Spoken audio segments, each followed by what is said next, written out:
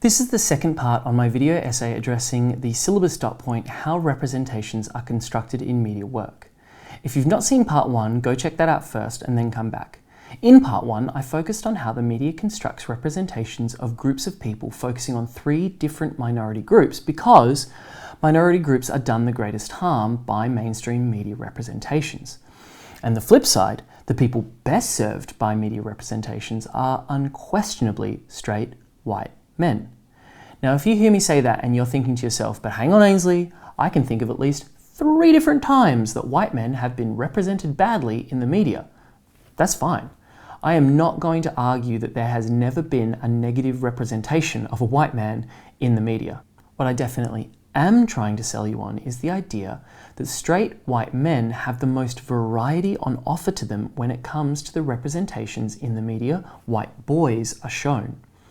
Nearly all the issues I talked about in my previous video, like tokenism, erasure, objectification, simply don't happen when it comes to representing straight white men. But just because white guys get the best shake of the stick when it comes to media representations doesn't mean there aren't harmful and destructive stereotypes in the media that are actively doing harm against straight men. The most destructive and noxious of these ideas is what it means to be a real man, or representations of masculinity.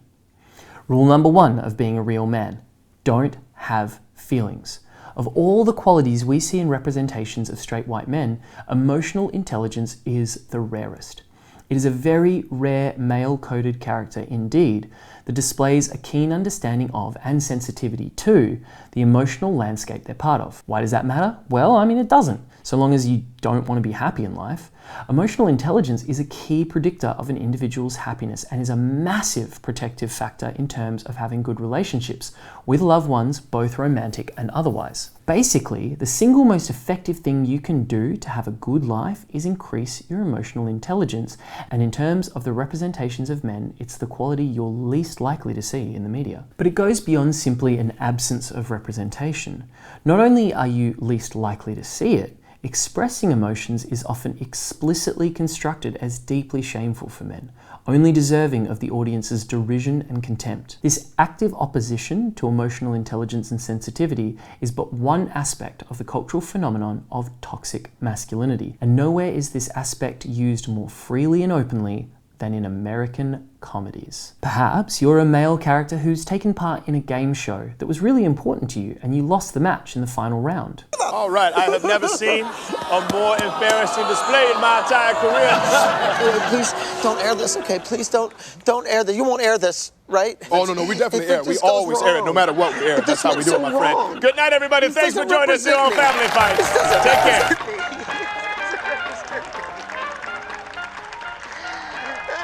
Why'd they have to air that part? That was the end part. The best part? Yeah, they air the whole show.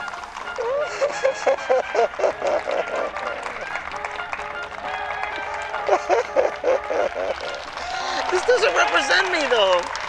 This doesn't represent me. That's not who I am. So just don't air it. It's the buzzer that doesn't represent me. So just don't air it. Or maybe you're 2 male characters who are sheltering from a blizzard. I hate to say this, but it's so cold. There's only one way we're gonna make it through this night.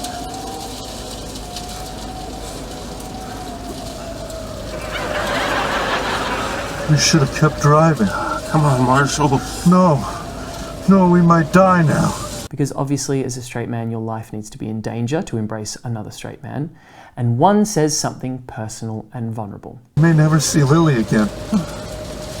I never told anybody this, but I've known for a long time that I'm gonna marry that girl. If we survive this, someday I'm gonna marry her. Hey, Marshall, Yeah, are you still thinking about Lily? yeah. Please stop.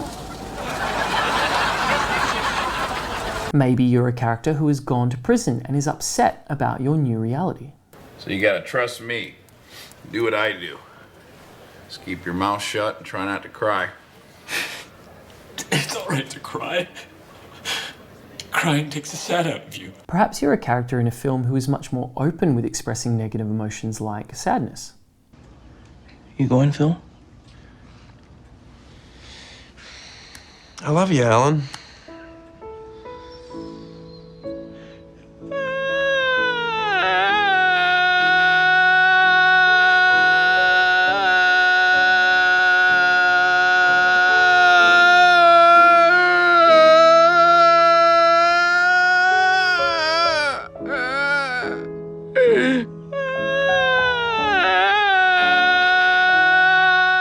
Perhaps you're a former frat boy who is now in a more mature relationship and you express a desire to enjoy domestic activities with your partner. Okay, anyway, yo, man, come hit this right here. You need to hit this. Oh, yeah, hit that. No, I appreciate it, but I told my wife I wouldn't drink tonight. Besides, I got a big day tomorrow. But you guys have a great time. A big day? Doing what? Well, actually, pretty nice little Saturday. We're gonna go to Home Depot. Yeah, buy some wallpaper, maybe get some flooring. Stuff like that. Maybe Bed Bath & Beyond. I don't know. I don't know if we'll have enough time. Now look, you may have had a chuckle at a few of those examples. You're not a monster or anything if you did. These are comedies. They are written by people who spend their lives trying to figure out how to make people laugh. But the punchline in all of these jokes is the same. Men who express vulnerability and sadness are pathetic, weak creatures who are not real men. And because these are comedies, the acting and the characterization works hard to sell how pathetic these men are. And if you're still sitting there and asking yourself, okay, so this thing happens a bit, but what's really the harm? I would simply put a challenge to you to think of even one example from mainstream media where a man expresses deep vulnerability or sadness.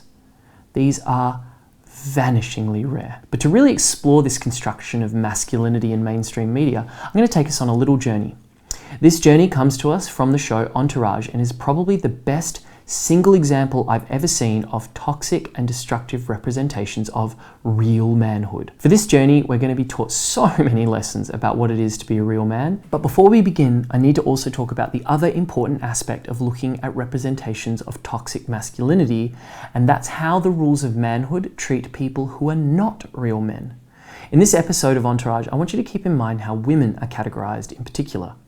Entourage engages wholesale in a concept called the Madonna-mistress dichotomy of female representation, whereby all women are characterized as either prim, perfect, pious exemplars of good womanhood, literally Mary of Nazareth, immaculate conception type stuff, essentially a good girl or a good woman, or debased, sex-crazed, amoral harlots, or to use language I condemn in the strongest possible way and will only say here once, sluts.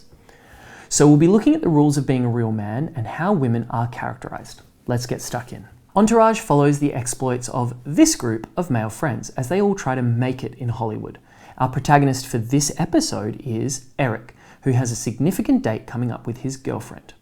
Big day for E. Brand new Maserati, and you can pop your cherry tonight. Yeah, I figure for your big date with Kristen, you're gonna need a nice car. Yeah, when finally fucking your own girlfriend, one should travel in style. Here, we the audience are shown that Eric's situation is bad and we should either feel bad for him or make fun of him.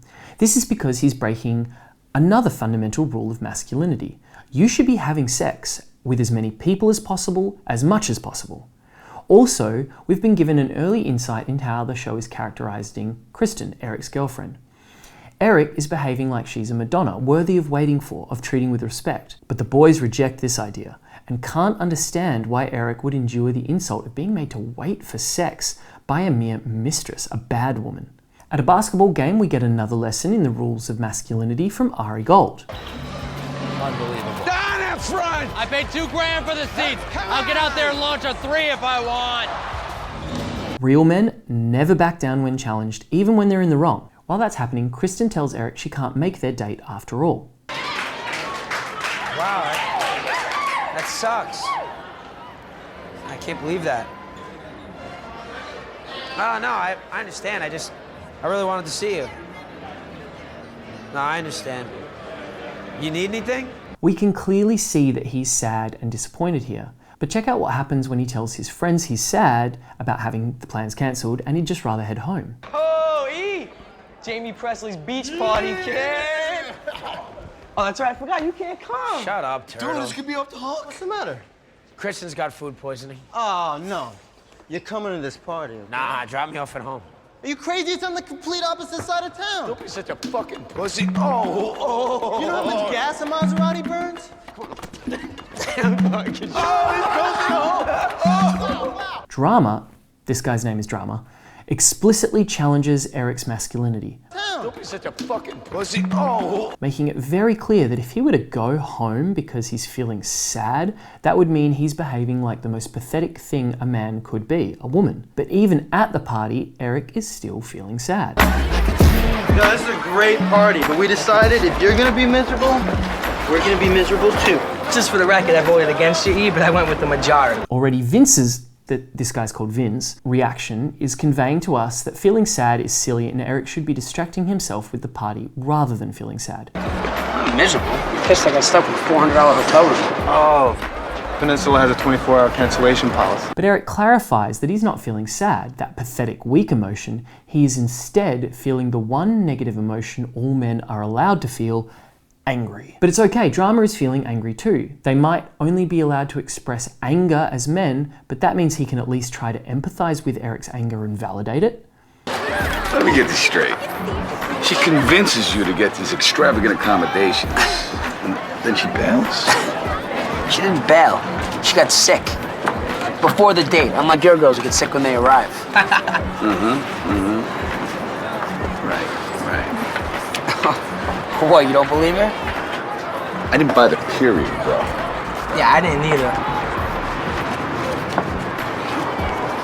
Oh, what, you too? Vince, don't beat around the bush anymore, all right? The three of us can't stand her, okay? We never could. Really? I don't like the way she treats you. Face facts, E. She didn't come to New York. One day she got a period. The next day she got food poisoning. She's fucking somebody else. Nope. Drama and the rest of the guys are angry not to empathize and validate, but because they don't approve of how Kristen is treating Eric. Very explicitly, they take issue with the fact that twice now Kristen has cancelled plans to sleep with Eric, citing her excuses as made up. The clear implication here is that if men like Eric behave the right way for a woman, she owes him sex.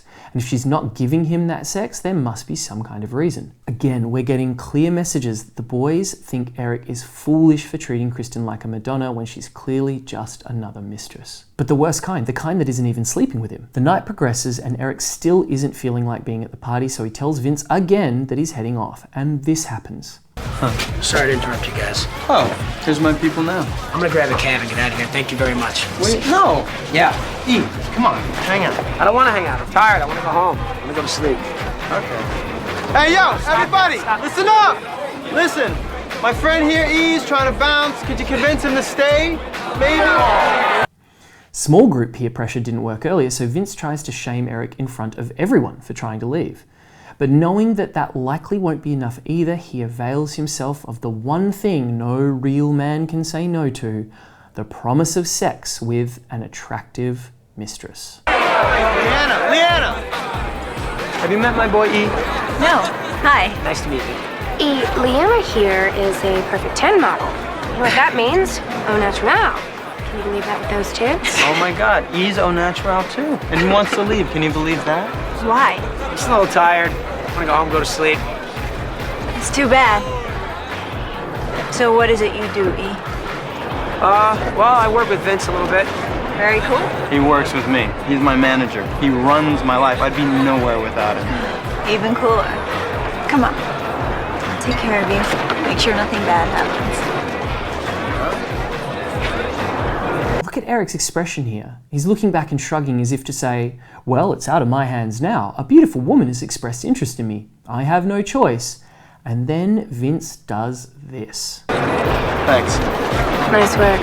Openly thanking his confederate for helping him, while she congratulates him for executing such an elegant strategy to use the mistress Leanna to force Eric to stay at the party for longer. Later, when everyone decides to swim naked together, we see this exchange. Come on.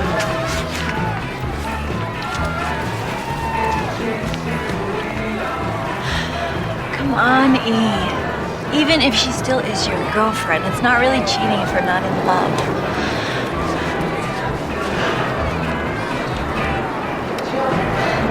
Just don't fall in love with me, okay?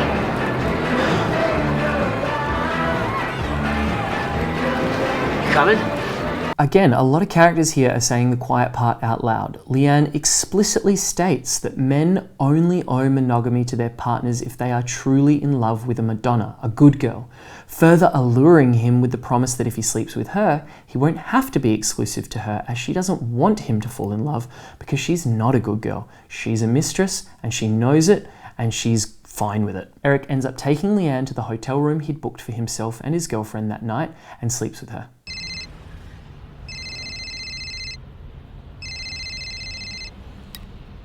Hello. Hey, are you up? Yeah, barely. I feel so much better. I want to see you. Now? It's 7:30 in the morning. Checkout at the Peninsula is not till noon. I called. We learn in the morning that Kristen is feeling better and wants to come to the hotel room to get a late checkout and fulfill their original plans of having sex. Eric says no, organising to meet later in the day. We also learn that Leanne has a property of Rob tattoo, further cementing her objectification as something that exists purely for men to have sex with. Eric, feeling guilty and worried, tries to leave, to which Leanne... Miss you too. Girlfriend? Yep. Who's Rob, your boyfriend? How'd you guess? I gotta go. Oh, please. Never been with a guy that didn't want to fuck me again in the morning. Laughingly demands to have sex again, claiming that she's never been with a man who didn't want to have sex again a second time in the morning. The message being that if Eric doesn't have sex again, he's not a real man. These two sexual encounters basically formed dramatic tension for the rest of the episode. Eric once again feels bad, this time because he's cheated on his girlfriend, a good girl Madonna character. And Eric knows that even by the rules of masculinity, that's a bit of a no-no. Eric wants to do the right thing and be honest with his girlfriend. So what do you think? I think nothing says I cheated more than an expensive piece of jewelry. Yeah, I'm gonna tell her anyway, so what's the difference? No! Let's hope she forgives me. Additionally, he believes that the key way to make amends is to buy his way out of trouble with jewelry. His friends respond like this. Don't you listen to a word we say? Yeah, I agree with these guys. I think you're making a mistake, E. Oh, this coming from a guy who's never had a relationship that's lasted longer than a week. Eric challenges Vince's advice on the pretty valid basis that Vince has only ever had shallow, short relationships based on sex, and he says this. What, and that's an insult? Look, you tell someone you cheated if you want to break up with them. Otherwise, it's just a selfish way to get rid of your own guilt. Yo, well said, Vince. Thank you, Turtle. You tell her, E. She'll never trust you again. Yeah, if you really want to stay with Kristen, you keep your mouth shut, and you just don't do it again. Again, the quiet part out loud. We revisit the whole real men have sex again in the morning thing, as if that wasn't clear the first time. You know, none of this would have happened if you guys didn't put it in my head that she was cheating on me. Don't blame us, because you're weak. I'll take the blame for last night, all right? But you banging her again this morning, that's on you. Who said I did? Vince checks to see if Eric is going to call Leanne again. Here, Vince is making sure that Eric is done using the sexual object that is Leanne, because that's what real men do, obviously. They make sure their mates are done playing with a toy before they try to play with it themselves. Later on, Ari is told who Eric slept with, and he responds this way. And by the way, E, I happen to know Leanna. My God, she is way too hot for you, man. Would you roofie her up? Simultaneously questioning that Eric could be enough of a real man to secure the affections of a woman that beautiful, and casually inquiring if he had to date rape her in order to do so. In a moment that comes the closest to self-awareness anywhere in the show, Eric challenges the masculine role he's being fitted for over and over again, and suggests that perhaps Ari's wife behaves the same way that everyone is telling him to. Just relax. It's Hollywood, baby. Everyone strays sometimes. Yeah? Is your wife? And this is the response. That's the mother of my kids, Eric. Don't be an asshole. This response is incredibly interesting and important for us media analysts. It's worth pausing for just a second because it's not funny. And I don't mean that in a sense of like, this is really serious and we shouldn't laugh about it. There's been a lot of that stuff so far. But I mean, the show makes sure that its target audience understands that Eric has done wrong here. Vince doesn't smile or chuckle, and Ari holds his expression, making it very clear that this one moment in the whole episode is where someone has crossed a line.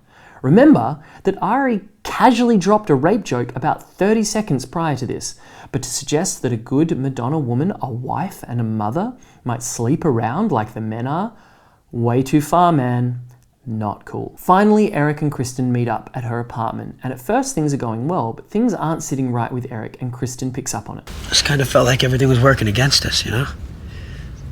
The guys are convinced you were blowing me off. Eric, you're 28 years old.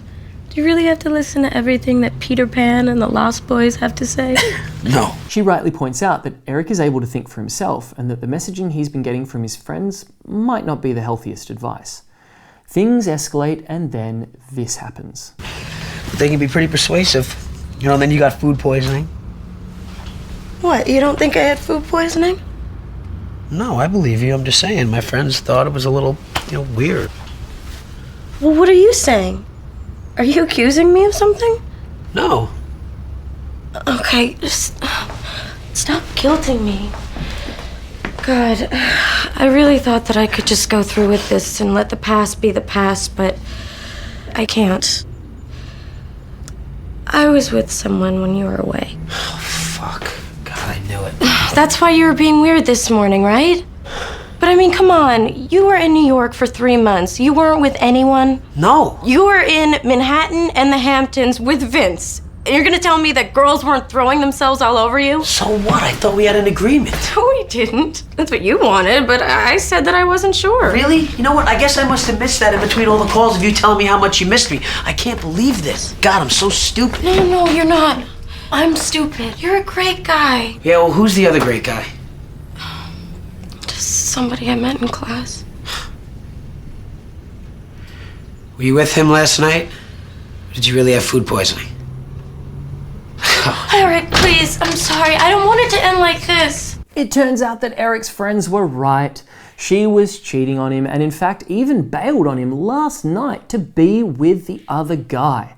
This plot point single-handedly validates everything about being a real man that's been presented to us so far.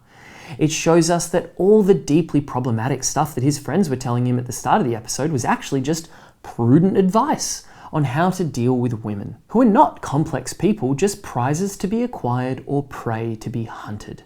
It shows us that Eric made the right choice by cheating on his girlfriend with Leanne, because it turns out that Kirsten was just another mistress character anyway. But the worst kind, the kind that wasn't doing the one and only thing of value any mistress has, sex. It shows us that his friends were again right to suggest that he doesn't tell her that he cheated, because she cheated first. And most importantly, it allows Eric to put the cherry on top of their fight with this moment of deep cruelty wrapped in the illusion of righteous anger. Just so you know, I didn't come over here to accuse you of anything. I come over here to confess. I would rather have been with you, but last night I got drunk and I fucked a perfect 10 model. And I fucked her again this morning. See you later. Make no mistake, we, the audience, are supposed to share Eric's triumph in this moment as he weaponizes his own awful behavior in order to hurt Kristen as much as possible, complete with this rakish little hat-doff salute motion. Of course, his friends, who we now have been taught had the right of it all along, vacillate between congratulating him and brainstorming ways he could have been even more cruel if he had thought about it some more. All right, so you confess. Yeah, that's not confessing. All right, that's rubbing it in her face. Good for you, E. You should have held out. Made her stew in her own guilt until it broke her. The episode finishes with Vince advising Eric to call Leanne back and sleep with her some more. Listen, why don't you call Leanna tonight? Take her out. You're a free man now. Ah, man, forget that girl. The only reason she was with me is because I'm your manager. Eric protests that she wasn't interested in the real him, only his status as Vincent's manager, to which we get the true moral lesson of the episode. E, you know, sometimes your position in life allows you to get things you never could have had. That doesn't mean it's not right. And it doesn't mean it's gonna last. So now that this whole Kristen thing is finally finished, I think it's about time you started to enjoy yourself a little. That message is basically just rule 2 of being a real man. That real men should use any and every possible advantage to sleep with as many beautiful women as possible and enjoy themselves doing so. And in a little follow-up lesson to that, Turtle, this guy's name is Turtle, also chucks in a reminder to rule 1 of being a real man. Or at least fake it so we can. Don't feel sad or vulnerable, and if you do, don't act like it because you'll wreck it for everyone else. And just in case, we, the audience, might have walked away from the episode wondering if Eric really learned his lesson on being a real man, or if he'll continue to not follow Rule 2 very well and hide the fact that he's breaking Rule 1, we are given this coda to the episode. So, are you an actor too, like Vince? No. Yeah. Actually, yeah, I'm Vince's manager.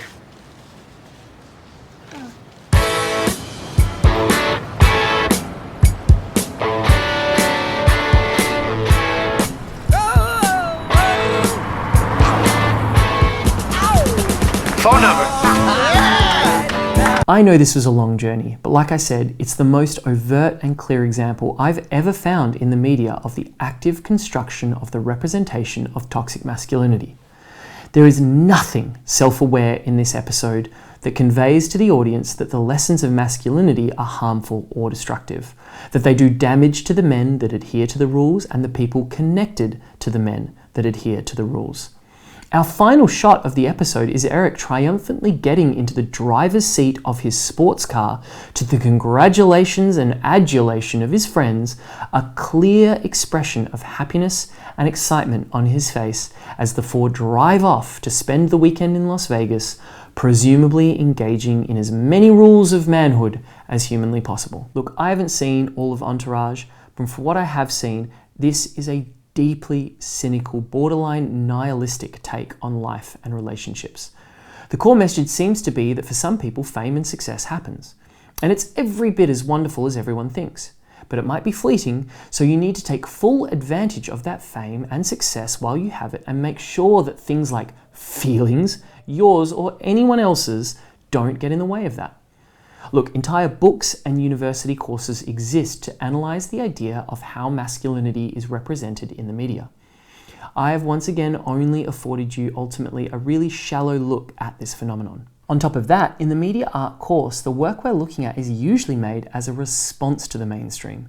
In the text that you're looking at this year, you should hopefully see plenty of examples of ways in which more nuanced, complex, multifaceted representations are constructed. Of all sorts of different kinds of people, not just white men. However, that doesn't mean that this look at Entourage isn't worthwhile and helpful to you. It's really important to understand the mainstream media's process of constructing representations and the impact of those representations before you can look at the ways that media can challenge those representations.